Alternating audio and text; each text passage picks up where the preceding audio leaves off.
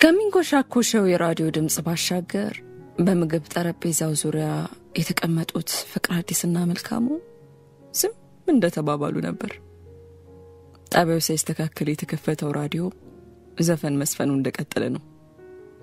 ፍቅር አዲስ የተቆረጠው ዳቦ ላይ በጥንቃቄ ማልማላቷን እየቀባች ነበር። መልካሙ የራሱን ቁርስ እያሰናዳ ቢሆንም በየመሃሉ በተቀመጠበት መቁነጥነጡና በረሽሙ መተንፈሱ አልቀርም። በተቃራኒው ፍቅር አዲስ ከዳቦ አቀባባ ጀምሮ ረጋ ብላና ተቀማጥላ ነበር። ከሩቅ ነገሩን ለሚገመግብ ሰው በተለያየ ድንበር የሚገኙ የጠላት ያክል የሆነ የሚፈላለጉ የጠላት ስሜት ያላቸው ይመስሉ ነበር። መልካሙ ቆየት ያለ ባይኑ ገርመ ያረጋት ነበር። ሆኖም ፍቅር አዲስ በሚንኮሻኮሸው ራዲዮ ውስጥ የሚሰማውን ዘፈን የማዲንጎን ዘፈን አብራ ያንጎራጎረች ነበር። መልካሙን ቀና ብላ የመመልከት ፍላጎትም አልነበራትም። አንዳች ነገር ውስጡን ሲያውከው መረበትበት የለመደበት መልካሙ ምግቡን እየጎረሰ ደጋግሞ ቁና መተንፈሱን እንደቀጠለ ነበር። ቆየት ብሎ አነስ ያለችውን ኦፕን ኪችን ባይኑ ተመለከተ። ጤናዬ ዛሬ ትሄዳ ነው እይታው እንደቀጠለ ጠየቀ።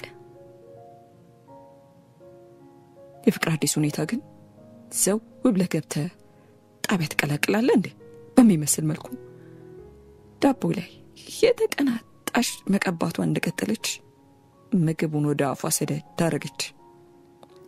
መልካሙ ምንም ትግስተኛ ሰው ባይሆንም ወደ አፏ የጨመረችውን አላምጣ እስክትጨርስ ድረስ በትግስት ጠበቃት። ሆኖም ከሷ ምንም ምላሽ አልነበረም። ጤና ያልመጣችም እያልኩሽ ነው አለ ተምላላሽ ሰራተኛቸው ነበር። በድጋሚ ከፍቅር አዲስ ምላሽ አልነበረም። ሆኖም መልካሙ ደሙን ሊያፈላው የሚችል ተግባር ማድረጓ እንደቀጠለች ነበር። አንቺን እኮ ነው እያናገርኩሽ ያለሁት። ፍቅር አዲስ ምንም እንደሌለበት ሰው በቀስታ እይታዋን ወደሱ ቀና አደረገች። ቆይ እኔ ምን አርኪ ነው የምትለኝ በሚል ሁኔታ መሰል እየተመለከተችው መልካሙም የባለቤቱን ጸባይ ላጣውም ነበር። ፍቅር እንዴ እኔ እንጀራና ሆድ ያዝ የሚያረግ ነገር ሳልበላና ቡና ሳልጠጣ ከቤት መውጣት እንደማልችል ጠንቅቀሽ ታውቂያለሽ። ፍቅር አዲስ በጣም በተረጋጋ እይታ እየተመለከተችው ማላመጧ እንደቀጠለች ነበር። ብሽቀቱን ለመደበቅ ያህል ወዶ ይስቁ እንደሚባለው ፈገግ አለ። ጤናዬ የት ሄደች? አሰናብተሻት እንዳው አለ። መቼም በራስሽ ቁርስ ምሳ ነገሩ ምንም ችግር የለብኝም። ተክሞቹ እንደማወናጨፍ አለ። ይሄ ሁሉ አንቺ መስራት ፍላጎትም ሆነ ሙያ የለሽም እና ማን እንዲሰራው ተፈልጎ ነው እቺ ልጅ ያስወጣሻት? አይኑን እሷ ላፍጦ ጠየቃት። ትመጣለች ምን ነው አንድ ተመላላሽ ሰራተኛ ቀረሽ ተብሎ እንዲያንቧከረየው ማለት ረጋ ባለ ቅላጼ መልካሙን በሚያናዳ አነጋገር ነበር የተናገረችው። መልካሙ ፍቅር አዲስ እንዳሰበችው ነበር። ለመናደድ ጫፍ የቀረበ ሰው ነው። ግንባሩን መቋጠር ሲጀምር ረጋ ባለ ሁኔታ ተመለከተችው። በረሽሙ ተንፈሰው ራሱን ለማረጋጋት ሞከረ። መቼም ይሄን ያንቺን ዳቦና የሚቀባባ ነገር በየቀኑ እየበላው በረሃብ መሞት አልፈልግም አለ። በእጁ የያዘውን ቁራጭ ዳቦ ወደ ሳህኑ እየወረወረው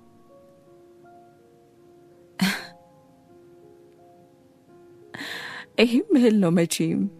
በቀስታ ተረጋግታ ቆረሰች። ፍቅር ጠበጧቷን ጀምር፣ ክፍያውን እኔ እስከምከፍል ድረስ ሰራተኛዋ መልሻት አለ ኮስተር ብሎ። እኔ አንተን ለማገልገል ከሚመጡ ሴቶች ጋር ምንም ችግር የለብኝም። እቺኛዋ በቃኝ ካለችም ሌላ ደላላ እንዲፈልግ ነግረዋለሁ። እፊቷ ያለውን ቡና አንስታ ረጋ ባለ ሁኔታ ፎታለች። መልካሙን ንዴቱን ለመቆጣጠር እንደምንም ከራሱ ጋር ሙግት ውስጥ ገባ። በነገራችን ላይ ሐኪሙ አንተ ነህ። መቼም የጭንቅላት ቢሆንም ለሰውነት አስፈላጊውን ምግብ ለይተህ ማወቅ አለብህ ብዬ አስባለሁ። አይመስልም? እሱ ደግሞ ምን ማለት ነው? ማለትማ ልጅቷ ከምትሰራው ምግብና እኔ ከማቀርብልህ ምግብ የቱ ነው ለጤና የተሻለ አለች። መልካሙ ሳያስበው ከትከት ብሎ ሳቀ። ሆኖም ሳቁ ማቆሚያ ያለው አይመስልም ነበር። ፍቅር አዲስ እሷ ላይ ንዴት እየፈጠረ ከነበረው ሳቁ ይልቅ ካፉ የሚወጣውን ቃላት በመጠባበቅ ላይ ስለነበረች ሳቁ መቋጫ ሲያጣ ጊዜ ቀይ ይገላው እንደ መስታወት እያንጸባረቀና እየቀላ መጣ። ሆኖም መልካሙ ልክ ቲያትር ቤት ገብቶ ጥርስ አላስከድን የሚል የመድረክ ፊልም የሚያይ መስል ፊቷን እየተመለከተ መሳቁን ቀጠለ። የመልካሙ ሳቅ ጋብ ያለ ቅስበት ንዴቷ ሰማይ ደርሶ ነበር። ፍቅር አዲስ ይቅርታ አድርጊልኝ። አጠገቡ ያለውን ናፕኪን አንስቶ አፉን ጠረግ አደረገ። እኔ እኮ አበስዋለሁ ታውቂያለሽ አለ። በናፕኪኑ ያደረገውን ነገር ላፍታ እንደመመልከት ካለ በኋላ ትልቅ ሬስቶራንት ደህና ምግብ እንደበላ ሰው አፍ መጠራረግ እንደው ባንድ ጃፊን ባማሸው እኮ አንቺ እንደው ቁራጭ ዳቦ እቺ አንቺ የምትሰጪኝ ጥርግትል ነበር አለ በድጋሚ። ሳቁ የከፍታ ማማ ላይ እንዳይደርስ ለመመለስ እየሞከረ ፍቅር አዲስ አይኖቿ ወዲያው በእንባ ሲሞሉ ተመለከተ። መልካሙም ቢሆን የረጅም ዓመት ባለቤቱ እንደዚህ አይነት ስሜት ውስጥ ስትገባ መመልከት አይፈልግም። ለሱ ያለው ስሜት እንደሞተ ቢያምንም አንዳንዴ ግን ተከፍታ ሲያት ጊዜ የድሮ ፍቅራቸው ትዝ ይለውና አንዳች ነገር ውስጡን ይቆጠቁጠዋል። ፍቅር አዲስ በተቃራኒው ባሏ ፊት ደካማ ሆና መታየትን አትፈልግም ነበር። የሷ ድክመት የሱ የደስታ ምንጭ መስሎ ይሰማት ነበር። ስሜቷን እንደምንም ለመመለስ ታገለች። አይኗ ላይ የቀረረውን እንባ የግዷን መለስ አርጋ ቡናዋን ልክ እንደመጠን በአንድ ትንፋሽ ጭልጥ አርገችው። ያንተን ሙቅ ሲያሟሙቅና ወጥ ሲሰራ የሚውል ሰው ስለሌለ ደውለህ ነው ማናገር ትችላለህ አለች። መልካሙ በንዴት እጁ ላይ የነበረው ናፕኪን ወደ ጠረጴዛው ከወረወረ በኋላ ከወንበሩ ተነስቶ ወጣ። ፍቅር አዲስ መልካሙ ከወጣ በኋላ ለረጅም ደቂቃዎች የዝምታ እንባ አነባች። መልካሙ እንደወጣ ወደ መኪናው ነበር ያቀናው። መኪናው ውስጥ ገብቶ መንገዱ እንደጀመረ የድሮ ከምትመስለው አዲስ መኪናው እንደመታገል ብሎ ራዲዮ ከፈተ። የራዲዮ ፕሮግራሙ መጠናቀቂያው ላይ ነበር። ፕሮግራሙ እንዳለቀ ወዲያው ዘፈን ቀጠለ። የነጻነት መለሰ ኧረ ምን ሆነሃል የሚለው ዘፈን ነበር። መልካሙ ዘፈኑ ሚስቱ ፍቅር አዲስ የምትወደው ዘፈን እንደሆነ አስታወሰ። ሆኖም ግን ዘፈኑ አሁን ላይ ካለበት ሁኔታ ጋር የሚያመሳስለው ነገር ያለ መስሎ ተሰማው። ግን ቦታ ሊሰጠውና ሊጨነቅበት አልፈለገም ነበር። ነገር ግን ገጥሞቹ ጆሮ ውስጥ ጥልቅ ማለት ሲጀምሩ ቀደም ብሎ ፍቅር አዲስ ፊት ላይ የተመለከተውን እንባና ሐዘን ተደማምሮ የዘፈኑ ትርጉም ውስጥ ሰርስሮ ገባ። በርግጥ መልካሙ ነገሩ ቦታ ሊሰጡ አልፈልግም ነበር።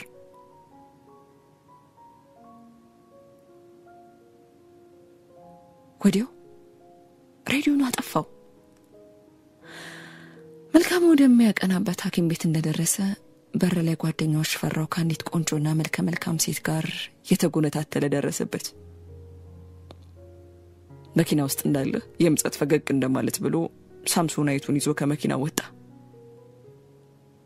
ጓደኛው ሽፈራው ልክ መልካሙን ሲመለከት የማፈር ሳይሆን የኩራት ስሜት ተሰምቶት ፈገግ ብሎ ተቀበለው። ጓድ አለ ፈገግ ብሎና እጁን ዘርግቶ። አጠገቡ የነበረችው ነርስ ምረት ነበረች። ልክ መልካሙ እንደተመለከተችው እንደ መሽኮርመን በማለት ፈገግ አለች። እሺ ባክ ዛሬኛ ቀጠና ነው ፓርክ የምታረገው አለ ሽፈራው ኳሌ ቆመችውንና የድሮ የሆነችውን የመልካሙን መኪና እየተመለከተ። መልካሙ እንደ ነገሩ ላፍታ ቅሪቱና ወዳጁ የሆነችው መኪናውን መለስ ብሎ ተመልክቷት ፈገግ አለ። ምን ይደረግ ብለህ ነው? የእናንተ ፍቅርና ናፍቆት አላስችል ሲለኝ ጊዜ እኮ ነው ወደዚህ የመጣሁት አለ ፈገግ ብሎ ሁለቱንም ተመልክቶ። ነርሷ መረት ፈጠንና ቀልጠፍ ብላ ጸጉሯን በአንድ እጇ እንደ መጠቅለል እያለች ፈገግ እንደማለት አለች። አረኝም ናፍቀህናል አለች። ወዲያው ሽፈራው አንዳች ነገር ብልጭ ያለበት በሚመስል መልኩ ፊቱን መለስ አድርጎ ባይኑ ገረፍ አረጋት። እንደ አስተያየቱ ከሆነ ከእንግዳ ጋር ለመቀለድ ሞክራ ሊቆጣ ጫፍ እንደደረሰ አስፈሪ አባት ይመስል ነበር። ወደ ስራሽ አትመለሽም? ቆይ ስንት ፔሸንት አጋድመሽ መተሽ ነው እዚህ ከኔ ጋር አሽሺ ገዳሚ የምትይው? ያልታሰበ ቅጽበታዊ ድምጽ አውጥቶ ቆሌዋን ገፈፈው። አላሰበችውም ነበር። ድንጋጤዋ ላይ እንደሚታየው ግነት የበዛበት አልነበረም። ልክ አሰሪዋ ደርሶ የተቆጣት አይነት ነገር ነበር። አላሰበችም። ከውብላ ተመለከተችው። በርግጥ ንግግሩ መልካሙንም እንደ ነገሩ አስደንግጦት ነበር። እንዴ ዶክተር አለች ከድንጋጤዋ መለስ ስትል ጊዜ።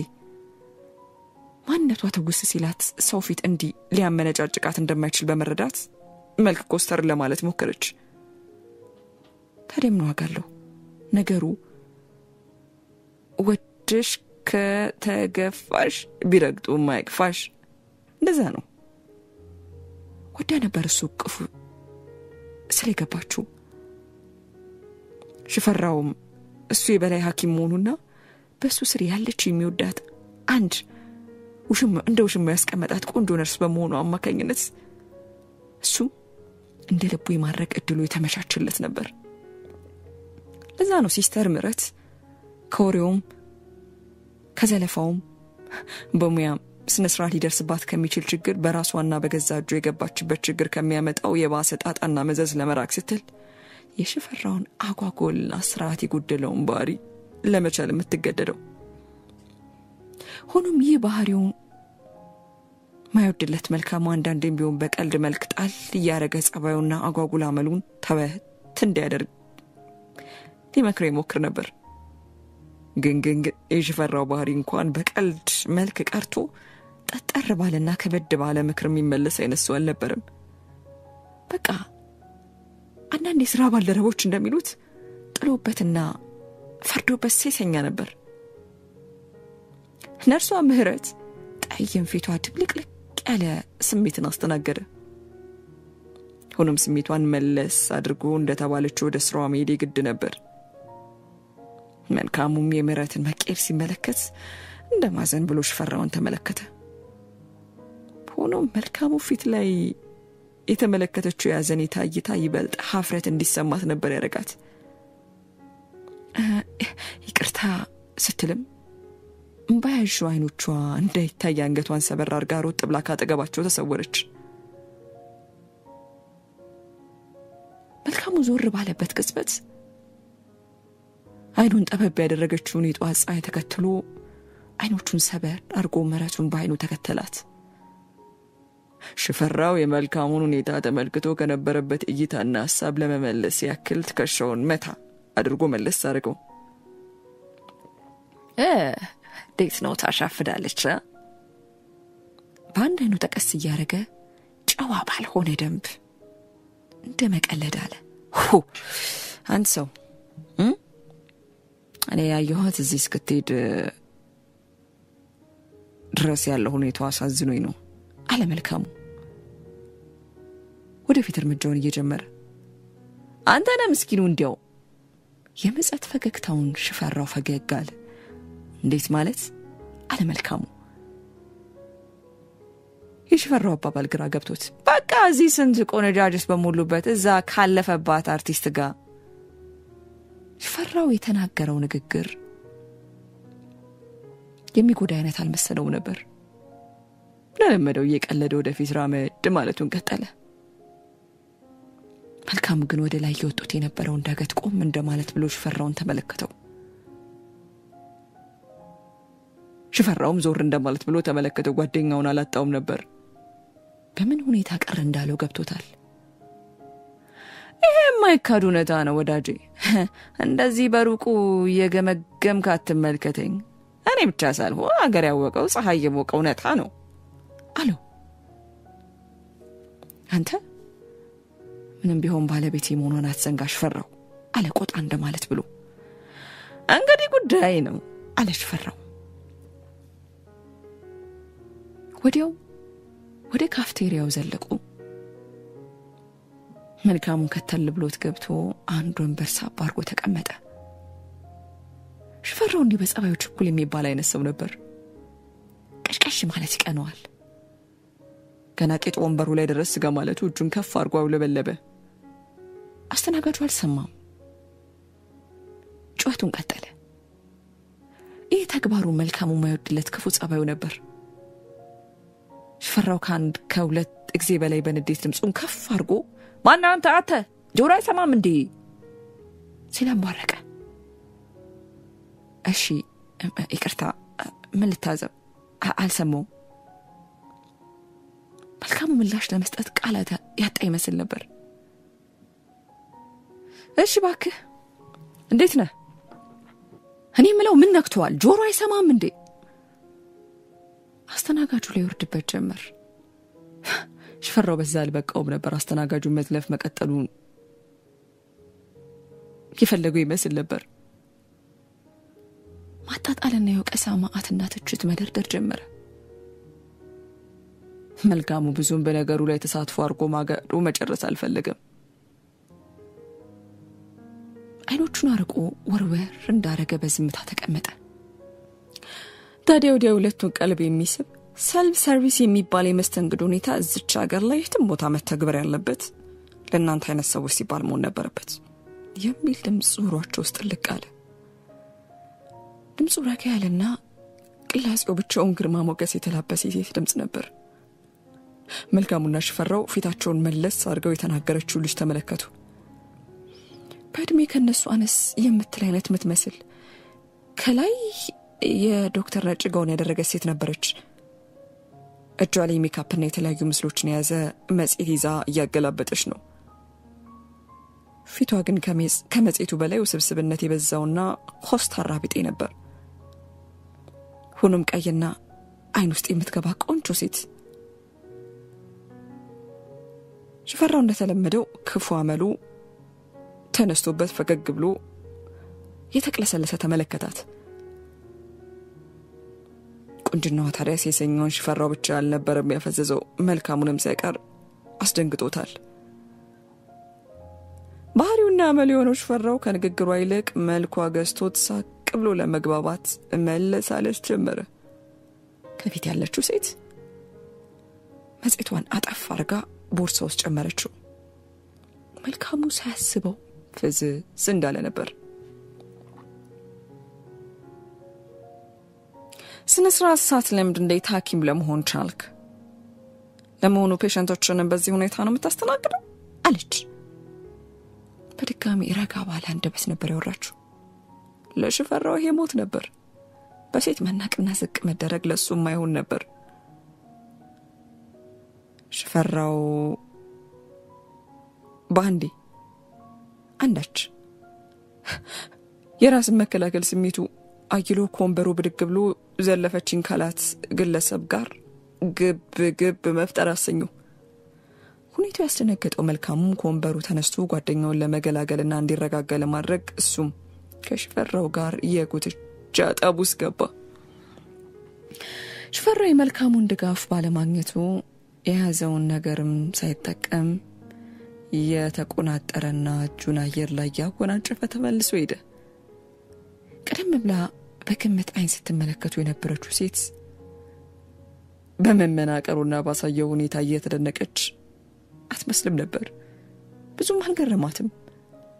ባይኗ ገርመ እያረገች ከሸኘችው በኋላ ወደ መጽሔቷ ቀጠለች።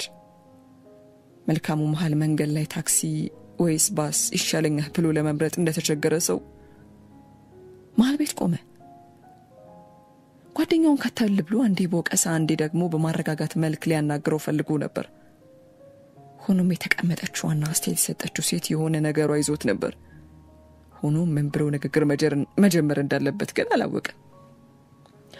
እሷም ጉዳዩ ከሽፈራው እንጂ ከሱ ስላልነበር በዝምታቶቹ ላፍታ እንደማመንታት ካለ በኋላ የሱሪውን የኋላ ኪስ በአንድ እጁ ዳበስ እያደረገ ማስኪ ዳቦ ትገዢልኝ ብሎ እንደሚለምን ሰው ፈገግ እያለ ቀረብ አላት። እሷም አይኗን ከመጽሔቱ መለስ አርጋና ቀና ብላ ተመለከተችው። አስተያየቷ አቤት የሚል ይመስል ነበር። ስለ ጓደኛዬ ይቅርታ ለማለት ነበር አለ። እንዴው እንደ ነገሩ አፉ ላይ መጣለት ነበር የተናገረው። ችግር የለውም። ሆኖም ጓደኛ አመሉ እንዲህ ከሆነ ከሱ በመራቅ ራስን መጠበቅ የተሻለ ይመስለኛል። ቀደም ብላ እንዳደረገችው ኮስተር እንዳለች አስተያየትና ምክሯን ለገሰችው። መልካሙም ንግግሩ አስደንቋት ሳያስበው ፈገግ አለ። ያው አብሮ አደግ የክፉ ቀንሽን መቼም ትተሽ አትሄጂም ለማስተካከል ሞከር ነው እንጂ አለ። እሱ ልክ ብለሃል። ሆኖም እድሜያችሁን ለማስተካከል ለሚባለው ነገር የተላለፋችሁ ነው የምትመስሉት። መልካሙ ሲያስበው ከትከት ብሎ ሳቀ። ልጅቷ ከወንበሯ ብድግ አለች። መጽሔቷን ወደ ቦርሷ ጨመረች። በዚህ መልክ የምትዋወቅ አልመሰለኝም ነበር። ለማንኛውም እጇን ለሰላምታ ዘረጋች። ልዩ እባላለሁ አለች። እሺ ሰላም። እጇን ጨበጠ። መልካሙ እባላለሁ። የት እንደምንተዋወቅ አላስታወስኩም አለ። ልዩ ፈገግ አለች። ኮስተር ካለው ፊቷ ባሻገር ቀይ የፊቷ ላይ ፈገግታ ተመለከተ። እንጃ አንተ አታውቅኝም። ባለፈው እናንተ ጋር የአፕላይ አድርጌ ነበር።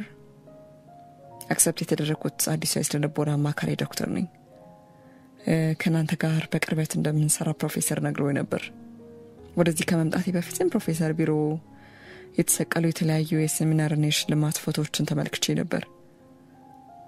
እናም አሁን በርቀት ሳይ ነው ያወቅኩ። ሆኖም ለመጀመሪያ ጊዜ ለነበረን ትውውቃችን ይቅርታ ብያለሁ አለች ፈገግ ማለቷ እንደቀጠለች። መልካሙ ነገሩን ማመን የከበደው በሚመስል መልኩ ፈገግ አለ። ሆኖም ለምን ፈገግ እያለና እየሳቀ እንደሆነ ሊገባው አልቻለም ነበር። መልካሙ በደም ሰላም ካላትና ካናገራት በኋላ ይዟት ወደ ቢሮ አቀና። ልዩ ንግግሯ ያስተዋይ ነበር። መልካሙ በመጀመሪያው ትውውቅን በአግራሞት በውስጡ ሲያስባት ነበር። አስተዋይነቷ፣ ውበቷ፣ የንግግሯ ቁጥብነትና ዕውቀቷ ውስጡን ማርኮታል።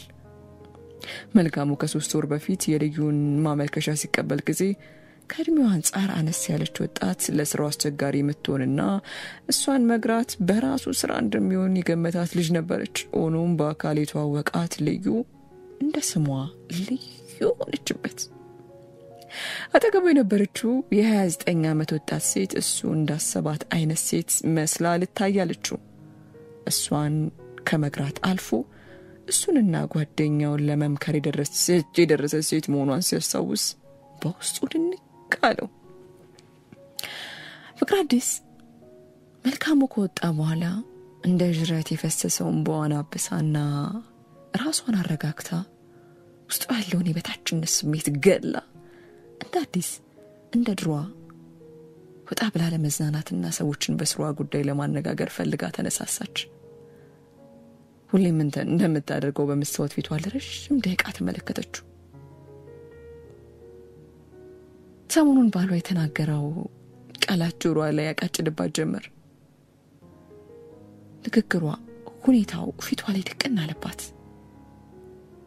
የተናገራት ንግግር መልሶም ባነቃት። ሆኖም ማንነቷ እንደዛ አልነበረም። ትግልን እንጂ መሸነፍን የምታውቅ ሴት አልነበረችም ነበር። ፊቷን በሜካፕና በተለያዩ ነገሮች ማሰማመርና መኳኳል ጀመረች። ከፍታ በኋላ ስልኳ አቃጨለ። ጓደኛዋ በአምላክ ነበረች። ድምጿ ላይ ምንም አይነት የያዘን ስሜት እንዳይንጸባረቅ ድምጿን አስተካክላ ስልኩን አነሳች። ሄሎ ባም አለች ረጋ ባለ ቅላጼዋ። ፍቅራዲስ ብዙ ሰው በድምጿ ይማረካል። ድምጿን ሲሰማ ቅልህ የሚለው ሰው ብዙ ነው። ታዲያ ራሷም ጓደኛ አንዷ ነበረች። በአምላክ አንድ የተዘጋጀ የፎቶ አውደሪ እንዳለና ነጻ ትኬት እንዳገኘች ገለጸችላት። ፍቅራዲስም ቢሆን ከቤት ለመውጣትና የተሰማትን መጥፎ ስሜት ለመርሳት ሰበብ እየፈለገች ስለነበር የጓደኛዋን ግብዣ ካለምንም ማመንታት ተቀብላ ልብሷን በፍጥነት መለባበስ ጀመረች።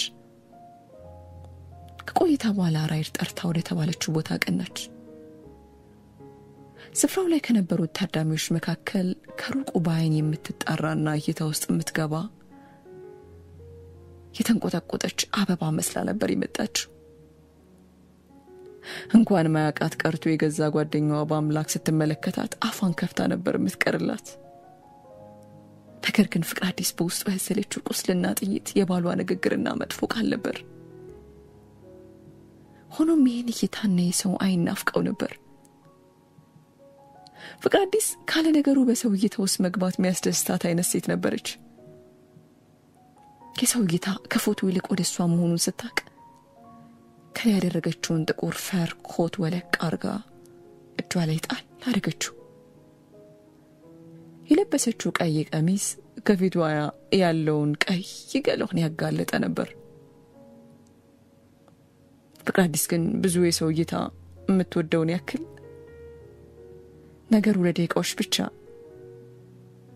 ሲሆንባት እንጂ ጠንከር ብሎ ሲቆይ መልሶ መሳቀቅን የሚፈጥርባት አይነት ሴት ነበረች። በውስጧ አንዳች የመተረማመስ አይነት ስሜት ታስተናግዳለች። ዝግጅቱ ቀጥሏል። ወዲያው በዝግጅቱ ላይ በእጃቸው ከፍ አርገው ሻምፓይንና ኮክቴል መጠጥ ከያዙ ሰዎች አንዱን ተቀብላ ራሷን ለማረጋጋት ፎታለች። 1 2 3 እያለች ስትጎነጨው ውስጧ እየተሰማት የነበረውን ስሜት በትንሹም ቢሆን ተካረገላት። ከቆይታ በኋላ እይቷን ቀና አርጋ ከባምላክ ጋር እየተጫወተች ዞር ዞር እያለች መመልከት ጀመረች። ታዲያ ከዛ ሁሉ ህዝብና ግርግር መካከል የታያት አንድ ሰው ነበር። ቁመቱ መለሎ የሆነ ጠይም ወንድ ተመለከተች። እይቷን በአንዳች ሁኔታና ቅስበት ነበር የሳበው። ሆኖም ራሷን መለስ ለማድረግ አልቻለችም ነበር። ከኮክቴሏ ፉት እያለች መመልከቷ ቀጥላለች። ልጁ ሰብሰብ ብሎ ከቆሙ ሰዎች መካከል ሆኖ ማብራሪያ ቢጤ ነገር እየሰጠ ይመስላል። ፍቅራዲስ ሳታስበው በእይታው ትስባለች። ከርቀት የተመለከተችው የሳባት አንዳች ነገር ነበር። እንዲሁ በመመልከት ብቻ የአስቴር አወቀ ጠይም ዘለግ ያለ የሚለውን ዘፈን በጆሮዋ በውስጧ በአእምሮዋ ማመላለስ ጀመረች።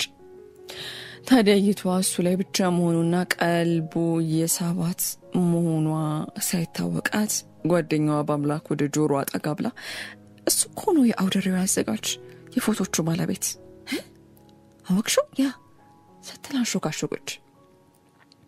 ፍቅራዲስ እይቷ እሱ ላይ ማረፉ መተወቁ አስደንግጧት ወደ ጓደኛዋ ፈጠን ብላ መለሳለች። ከድንጋጤዋ መለስ ከማለቷ ደግሞ ሌላ ድንጋጤ በሌላ በኩል ልብ አለባት።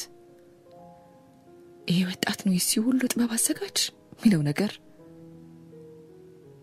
ድንጋጤ ሞላው ጥያቄ ሆነባት። ከኮክቴሏ 1 2 ፉት እያለች ሌላ ብርጭቆ ጨመረ ስታረግ ውስጧ ያለ የመጨናነቅ ስሜት ብሎ መጥፋትና ረጋ ፈታ ማለት ጀመረች። በመጠጡ ግፊትም ከጓደኛዋ ጋር ጭንቀቷን ታርጋ መሳቅና መጫወት ጀመረች። ከፍታ በኋላ አንድ ሰው ከኋላዋ ቀረብ ሲል ታወቃት። ከሷ አልፎ ከፊቷ አብራት ከትከት እያለች ስትስቅ የነበረችው በአምላክም እይታዋ ከበስተጀርባዋ ሲሆን ተመልክታ እይታዋን ወደ ኋላ መለስ ከማድረጓ ጠይም ዘለግ ያለው ብላ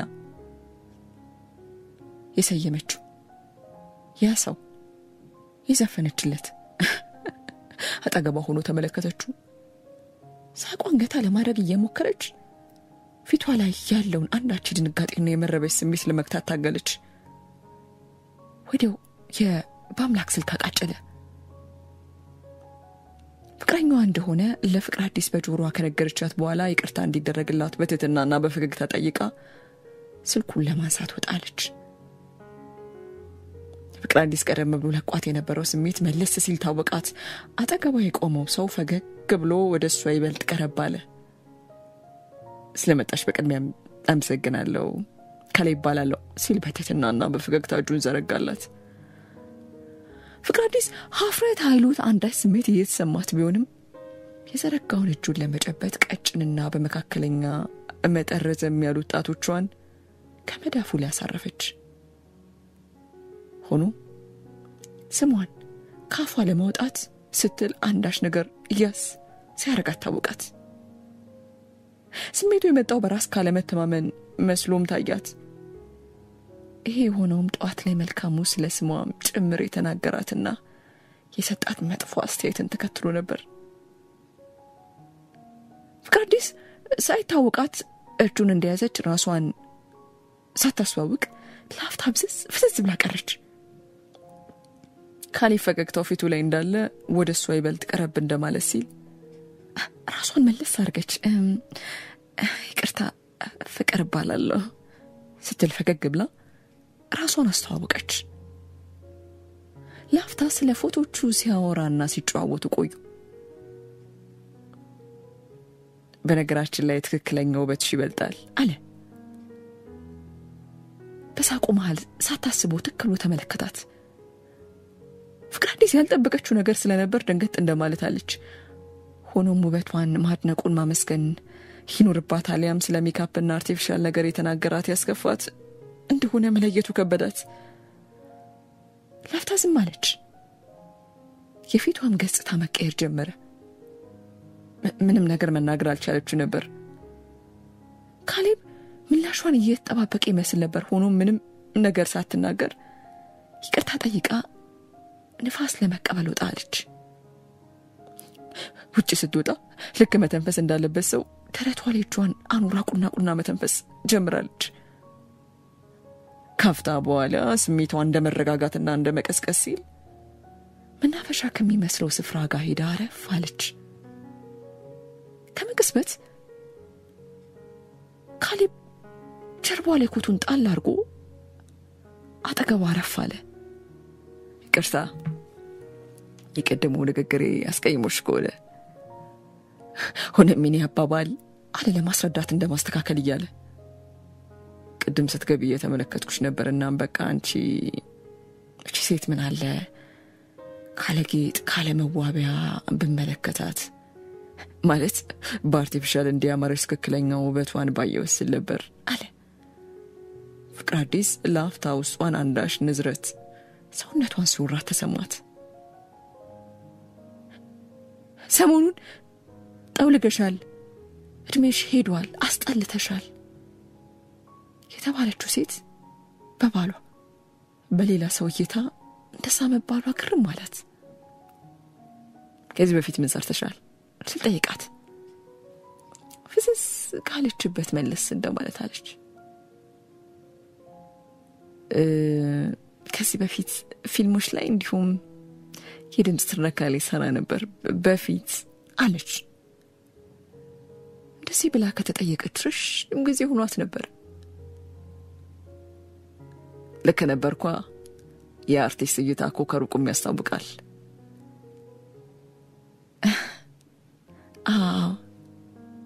ታዲያ ለምን አቆምሽ? ወይስ ራስሽ ተተሹ ደብሮሽ? ፍቅራዲስ ምላሽ ለመስጠት ብላ አንዳች ነገር ያሳረቃት ውስጧ ተውሷ ብልጭ አለባት። በድጋሚ በሐሳብ ተጓዘች። ልጇን ያጣችበት ዓለሜ ህይወቴ ብላ በትዳር በሞቀ ህይወት ውስጥ የነበረችበት ሰዓት ነበር።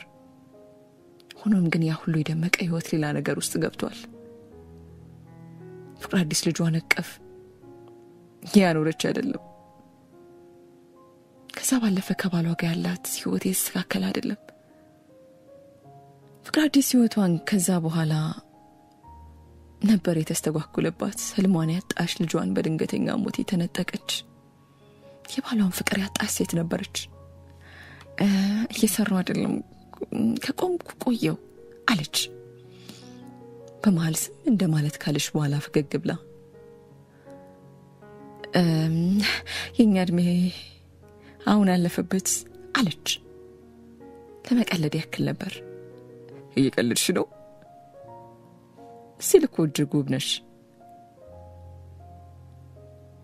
እኔ እንደውም ሳይሽ ፎቶሹት ካንቺ ጋር እንዲኖረን ነበር የፈለኩት፣ ማለት እንዲኖረኝ።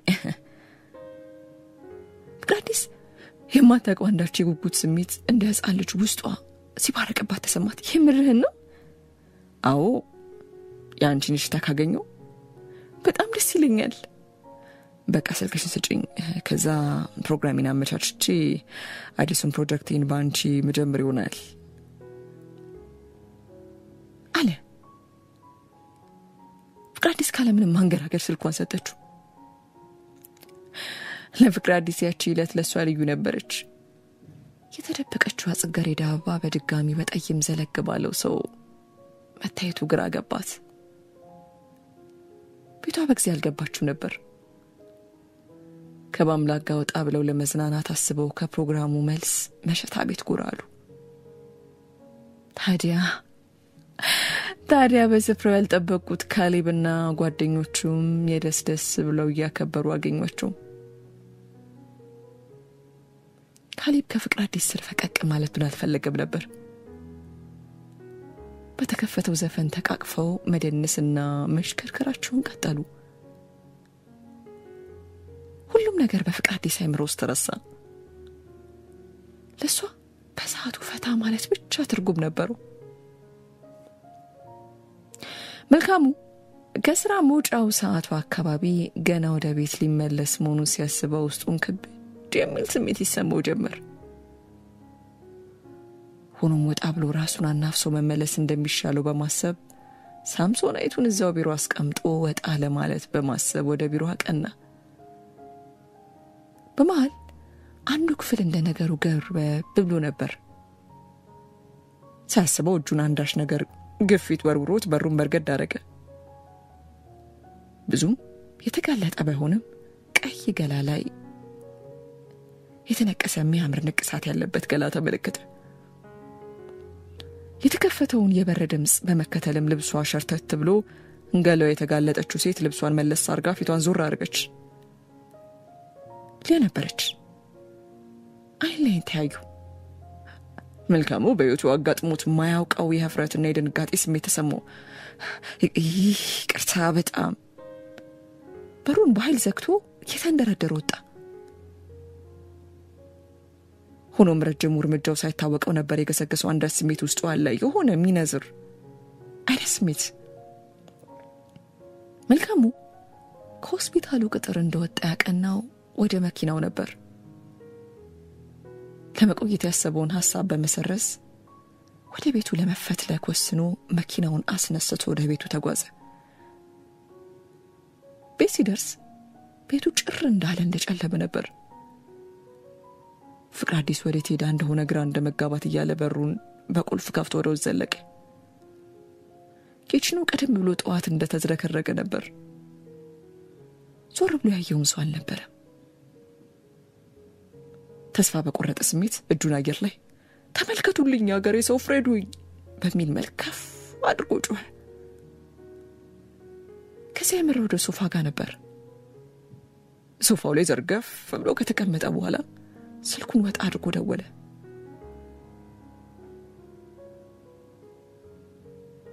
ካፍታ በኋላ ስልኩ ተነሳ። ደላላ ጋር ነበር የደወለው። ደላላው አንዲት ተመላላሽ ሰራተኛ እንዲልክለት አስማምቶ ካናገረ በኋላ ስልኩን ዘጋው። መልካሙ ጠረጴዛ ላይ እግሩን ሰቅሎ እንደተቀመጠ ብዙ ነገር ማሰላሰል ጀመረ።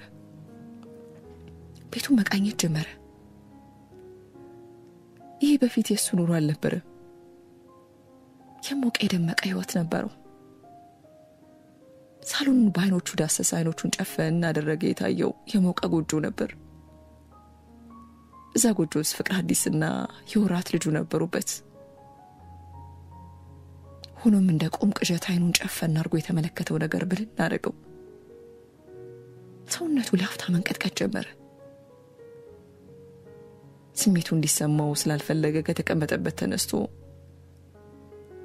ወደ መኝታ ክፍሉ አመራ።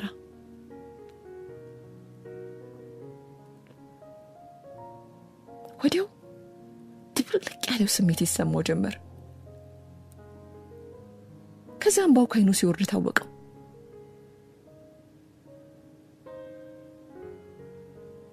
ፍቅር አዲስ ቤት የገባችው ምሽት አልፎ ሌሊት ላይ ነበር። መልካሙ ሚስቱን በምን አይነት ጉዳይ ሊጠይቃት አልፈለገም። ሆኖም ፍቅር አዲስ ልክ አዲስ ፍቅር እንደያዘውና ከቤተሰቧ እየተደበቀች እንደምትገባ የቤት ልጅ የመልካሙን ቁጣም ናፍቃው ነበር። ነገር ግን እንደ ቤተሰብ የሚሆን እንደ አባት ወይም እንደ ባል ምንም አስተያየት ሳይሰጣት በዝምታ ነበር ያለፋት። የሷ መምጣት እንዳወቀ ብርድ ልብሱን ተከናንቦ ከገዛ እንቅልፉ ጋር መታገል ጀመረ። ይልቅ መልካሙ ምሽት ላይ የተመለከተ የልዩ ገላና ቀይ ገላዋ ላይ ያረፈውን ንቅሳት ከጭንቅላቱ ማጥፋት አልቻለም ነበር።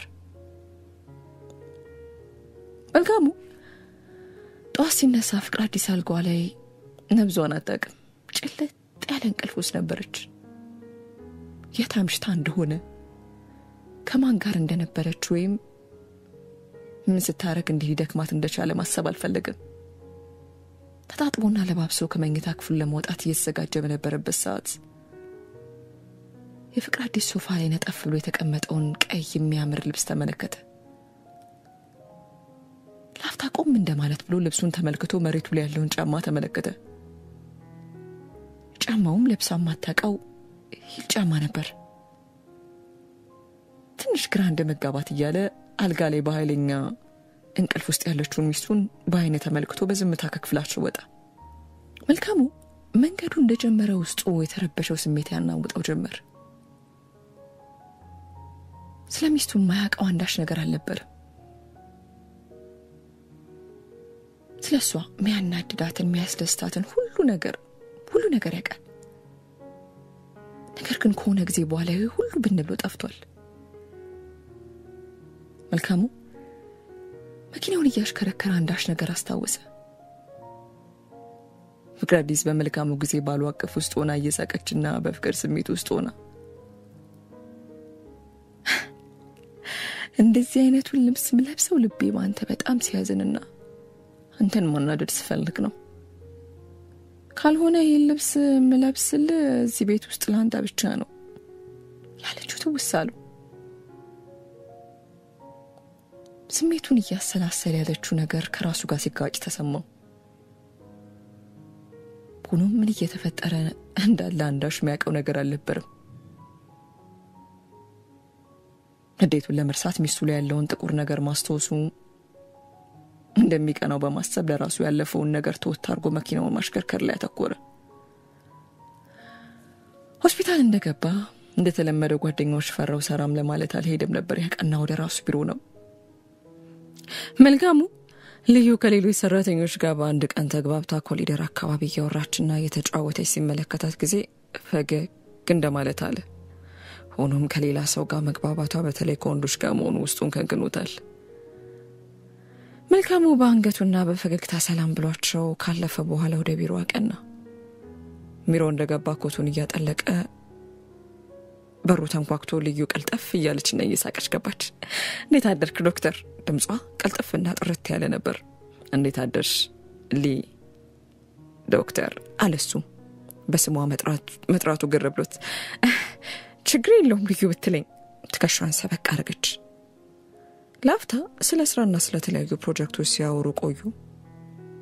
ልዩ ልትወጣ አንዳች ነገር እንደማስተዋወስ ብላ ወዲያው መለስ አለችና ዛሬ ማታ ልጆቹ የሆነ ፕሮግራም ቢጤ ያዘጋጅተው ነበር መምጣት የምትችል ከሆነ አለች ፈገግ ብላ። መልካሙ እንደማመንታት ካለ በኋላ እሽታውን ተቀበለ። ፍቅራዲስ ከእንቅልፏ ባነና ስልኳ ነበር። የት እንደወደቀችና እንዴት እንደተኛች እንኳን የምታስታውሰው ነገር አልነበራትም። ስልኳን በደግ አርጋ በተጨነባበሰ እይታ እየተመለከተች አነሳች። ሄሎ አለ። ሄሎ እንዴት አደርሽ? ደካሙ ለቀቀሽ? አለ ጎርነን ያለ ድምጽ። ፍቅራዲስ የማንን ድምጽ እየሰማች መሆኑ እርግጠኛ ስላልሆነች ማልበል እቴ በአንድ ቀን መረሳት እሺ ካሌብ ነኝ። ፍቅራዲስ ካልጋው ላይ ተስፈንጥራ ተነሳች። በጣም ይቅርታ እንዴት ነህ አለች አይኗን በአንድ እጇ እንደማሻሻት እያለች። ደህና ነኝ። ዛሬ ፎቶ ፕሮግራሙን እንድንጀምር ነበር ከሰዓት ላይ ያው ቀለል ይበልሽና ስቱዲዮ በቃ እንድትይ ነበር አለ። እሺ እመጣለሁ በቃ ምን አይነት ልብስ ይዤ ልምጣ አለች አሰብ እንደማድረግ ብላ። አታስቢ ሁሉ ምርጫው በእኔ ስለሆነ። ፍቅራዲስ በነገሩ ከተስማማሽ በኋላ ወደ መኝቷ ተመለሰች። የማይቀረው የለም። ምሽቱ ለፍቅራዲስና ለመልካሙ ቀረበ። መልካሙ ታካሚ ስላልነበረው ከቢሮ ቀደም ብሎ ነበር የወጣው። ሆኖም ዝግጅቱ ላይ ቀጥረውት የነበሩት ልዩ ሆነሽ ሌላው ሰው በሆስፒታሉ ቅጥር ግቢ ውስጥ አልነበሩም። መልካሙ እንደነገሩ ባይኑ ፈለግ እያረጋቸው ወደ መኪናው ማቆሚያ ያቀና። ወዲያው ስሙን የሚጠራ ድምጽ ሰምቶ ፊቱን መለስ ሲያረግ ጊዜ ከሽፈራው ጋር ተያየ። ሽፈራው የሚቀየምና ቶሎ አኩራፊ ሰው ነበር። ሆኖም ግን በመልካሙ የሚጨክን አንጀት አልነበረው። እሺ እባክህ አዲሷ ባልደረባ ከኔ ማራራቀች አይደል አለ እጁን ኪሱ ውስጥ ከቶ። ደሞ ይሄ ምን ማለት ነው? መጀመሪያ ቢያንስ ሰላምታ አይቀርብም አለ መልካሙ። ምን ነው ተሳሳትኩ እንዴ? የሐኪም ቤቱና የሳይካትሪስት ቀጠናውን ተቆጣጥሯለች አሉ። አንተ ምንን ስትዘጋኝና ስትጣፋ ጊዜ መልበል አለ መልካሙ። ለሽፈራው ሌላ ምላሽ መስጠት አልፈለግም ነበር። ሽፈራው መልካሙ ማበሳጨቱ እንደማያወጣው ማወቅ በልስኪ ዛሬ አብረን እናምሽ ሲል ሐሳብ አቀረበ። አይ ሜድበት ቦታ አለ ዛሬ አልችልም እባክህ አለ መልካሙ። ፈጠን ብሎና እንደማጣጣል ብሎ የት ነው የምትሄደው? ቤት ነው በፌዝ መልክ ሳቀበት። መቼም ቤት ሄደ ከተሰለቻቸው ሚስት ጋር ልትጠቃቀም አይደለ? ሳቁን ሳይጨርስ መልካሙ መጥቶ ተከረመረበት። ፊቱን በቡጢ እንዳሰኘው ይነርተው ጀመር። ወደ ሆስፒታሉ ጥበቆች መጥተው ገላገሏቸው። ሽፈራው የሆነውን ነገር ማመን አልቻለም ነበር። ሆኖም ወንድነቱ ይዞት እሱም በተራው መፎከር ጀመረ። መልካሙ ሽፈራውን የመታበትን እጁን ሱሪው ላይ እንደመጠራረግ ያለ ወደ መኪናው ዘለቀ። ንዴት ውስጡ ነበር። በንዴት መኪናውን እያሽከረከረ ከተባለው መዝናኛ ስፍራ ደረሰ። እንደደረሰም ወደ ውስጥ በቀስታ ፈራ ተባ እያለ ዘለቀ። ሆስፒታል የሚያውቃቸው ፊቶችን እዚህ ምዛም ተመለከተ። ሆኖ መልካሙ እንደ ሲኒየር ሐኪም እንጂ እንዲህ ብሎ እንዲያብሮ እንደሚዝናና የሚያየው ሰው ስላልነበር እሱም ሆነ ሌላው ሰራተኛ እንደመሳቀቅ ብሏል። ወንበር ፈልጎ አረፍ እንዳለ እይታ ውስጥ ልዩ ጥልቅ አለች። ወዲያው ጀርባው ነበር የታየው።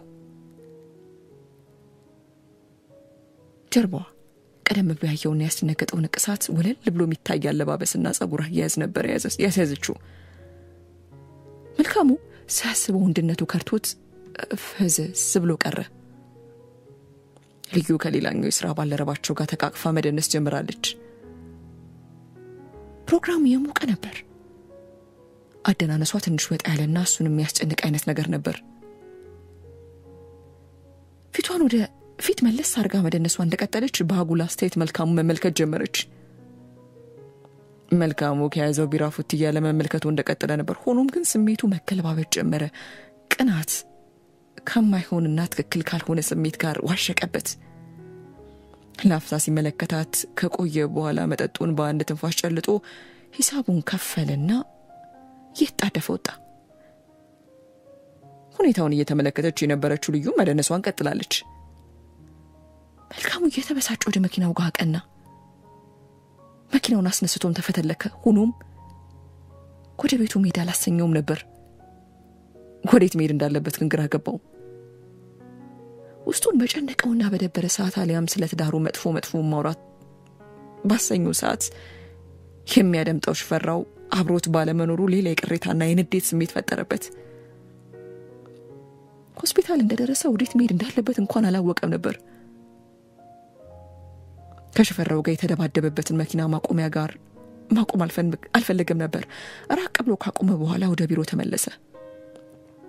ቢሮ እንደገባም ላፍታ በዝምታ ቆስሞ ተቀመጠ። ስልኩን ከኪሱ ወጣ አድርጎ የራሱን ምርጫ ዘፈኖች ከፍቶ መጫወት ጀመረ። ትንሽ ደቂቃዎች ካለፉ በኋላ በሩ ተንኳኳ። መልካሙ ተነስቶ የመክፈት ፍላጎት አልነበረውም። ወዲያው በሩ በራሱ ተከፍቶ ልዩ ወደ ውስጥ ዘልቃ ገባች። መልካሙ ሲያስበው ከነበረበት ስሜት ብርግግ ብሎ ተነሳ። መልካሙ ተሽከርካሪውን በር ላይ ጠጥ ብሎና እጁን ዝርግት ብሎ ነበር የተቀመጠው።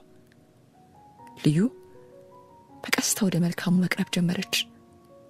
መልካሙ መነሳት አልፈልግም ነበር። እንደደረሰች አላዩ ላይ ዘፍ ብላ ተቀመጠች። ያስነሳትም ሆነ ምንም ሊላት አልፈለገም ነበር። ልዩና መልካሙ በመሃላቸው ትንሽ የሚባል ርቀት ብቻ ነበር የነበረው። ፍቅራዲስ ካሌብ ሌላ ስራ ሲሰራ ስለቆየ ከሰዓት የተባለው ስራ ወደ ምሽት ተገፍቶ ነበር። ፍቅራዲስ እዛ ቦታ ላይ መሆኗን ባጣላው ማንዳሽ ነገር ስሜቷን እያወቀው ነበር። ከቆይታ በኋላ ስቱዲዮ ውስጥ የነበሩ ሰዎች ስራቸውን ጨራርሰው ሲወጡ እሷና ካሌብ ብቻ ቀሩ። ፍቅራዲስ ብቻቸውን መቅረታቸው አንዳች ስሜት እየፈጠረባት ነበር። ሆኖ የምታውቀው አይነት አልነበረም። ጭንቀትና ጉጉት የተለበላለቀ አይነት ስሜት ነበር። ከቆይታ በኋላ ካሌብና ፍቅራዲስ መቀየር የምትችለው ልብስ ማውጣት ጀመረ። ለፍቅራዲስ ልብሶቹ ትንሽ ከሷ እድሜ ጋር ማሄዱን ነው ያሉ ነበር።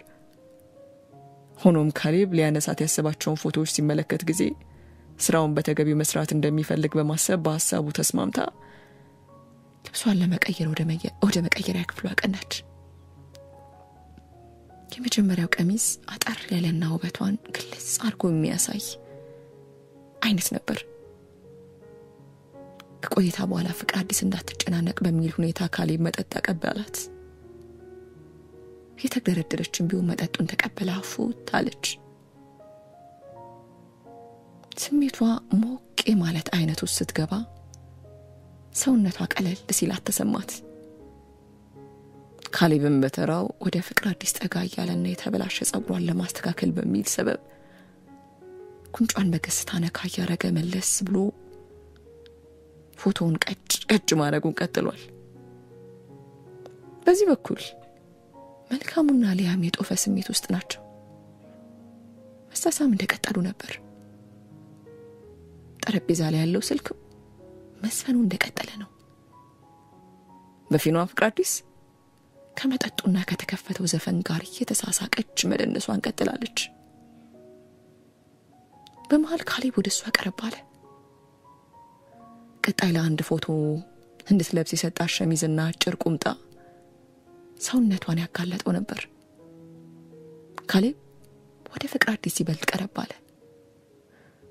ፍቅራዲስ ምንም ውስጧ እየፈራ ቢሆንም ወደ ኋላ ለመሸሽ አላሰኛትም ነበር። ካሌብ የያዘውን ካሜራ ወደ መሬት አስቀምጦ ወደ ራሱ ኮተት አረጋት። ትንፋሽ እስኪያጥራት ድረስ ይስማትና ይደባብሳት ጀመር። ለፎቶ የተዘጋጀውና የተነጠፈው ነጭ ጨርቅ ሁለቱ ተያይዘው ወደቁበት። ፍቅራዲስ ከተሰማት ቆየት ያለ ስሜት ውስጧን ሲወራ ሲነዝራት ታወቃት። ካሌብ እንዲያቆም አልፈለገችም ነበር። ካሌብም ለማቆም ሐሳብ ያለው አይመስል ነበር። ትላልቅ እጆቹ ሰውነቷን ይወረው ጀመር።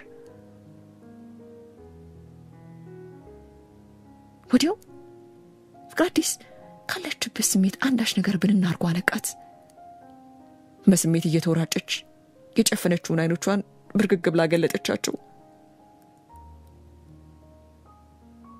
ፍቅራዲስ ተንደርድራጁን ያሳረገችው በፍጥነትም ካሌብ ላይ እንዲነሳ ባለ በሌለ ኃይሏ ገፋችው። ካሌብ የተፈጠረው ነገር ስላልገባው ወደ ኋላው ገለል ብሎ በድንጋጤ ስሜት ተመለከታት። ፍቅራዲስ እየተደበላለቀ የነበረው ስሜቷን ዋጥ አርጋ ወዲያው ወደ ልብስ መቀየሪያው ክፍል ተንደርድራ ገባች። ውስጥ እንደገባች ካሌብ ያረፈበትን ቦታ በእጇ ዳበሰች። ልጇን ስትወልድ ሰርጀሪ የተሰራበት ስፌት ነበር። ፍቅራዲስ እንባዋን መቆጣጠር ተስኗት ስቅስቅ ብላ አለቀሰች።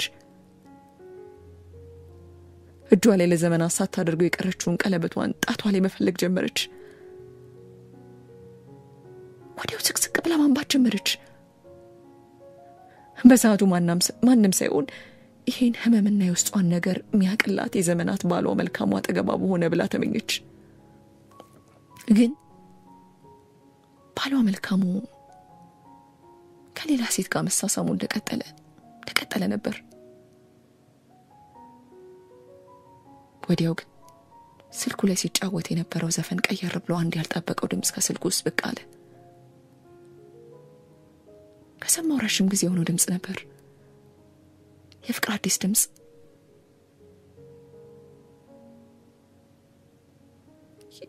የኔ ውድ አሁን ቅረጸው የሚል የሳቅ ድምጽ ነበር። ወዲያው የትንሹ ልጅ የጨዋታና የጩኸት ድምጽ ተከተለ። መልካሙ አንዳች ነገር ሰውነቱን ውርር አድርጎት ከወንበሩ ምንጭቅ ብሎ ተነሳ። በዚህ በኩል ልዩ የተፈጠረ የነበረውን ነገር ልታውቅ አልቻለችው ነበር። መልካሙ በፍጥነት ከቢሮ ተፈትልጎ ወጣ። መልካሙ መኪናውን ቤቱ ጋር እንዳቆመ ቀና ብሎ ተመለከተ። ቤታቸው ውስጥ መብራት በርቷል። በስግታ ቀስ ብሎ የቤቱን በር በቁልፍ ከከፈተ በኋላ ወደ ውስጥ ዘለቀ። በቦታው ፍቅራዲስ አልነበረች። በቀስታ ወደ መኝታ ክፍላቸው ሲያቀና መልካሙ መራመድ ወደማይፈልግበት ክፍል አንዳች ድምፅ ሰምቶ ፊቱን መለስ አረገ። መብራቱ በርቷል። በሩን በቀስታ ሲከፍተው ፍቅራዲስ ያንን ቀይ ቀሚስ ለብሳና መሬት ላይ ጠፍጠፍ ብላ ያለቀሰች ተመለከታት። ባለበት እንደቆመ በእይታው የረሳትን ሚስቱን እንባ ባዘሉ አይኖቹ ተመለከታት። ወዲያው የፍቅራዲስ እንደዚህ አይነቱን ልብስ ለብሰው ልቤ ባንተ በጣም ሲያዝንና አንተን ለማናደድ ስፈልግ ነው። ካልሆነ ይሄን ልብስ ለብሰው እዚህ ቤት ውስጥ ለአንተ ብቻ ነው የሚለው ቃል አቃጨለበት።